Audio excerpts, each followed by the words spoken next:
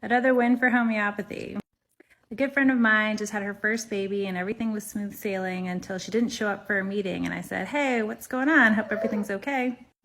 She messaged back and said that her 1-month-old was crying uncontrollably for 2 to 3 hours a night, and that this week she was just jam-packed with doctor's visits and working with a lactation consultant to try to figure out what was going on. Was it reflux? Was it colic? Was it a tongue tie? What was it?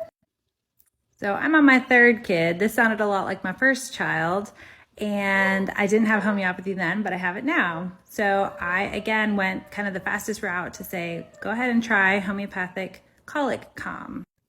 So I messaged her about the colic calm. You can see that. And then I had some other resources that, she could check out if it didn't resolve, but check this out. So she was talking about getting rid of dairy as well, which is always a good choice when having a new baby. It's just prudent.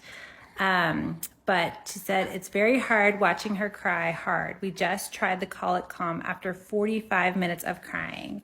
She's calm now. Hopefully it stays that way. So I was so excited to see that it worked for her, and it's something to have on hand. It's very low potency, so you can give it as often as needed. It's a great option to have on hand, and if it resolves the issue, great. You don't have to give it anymore.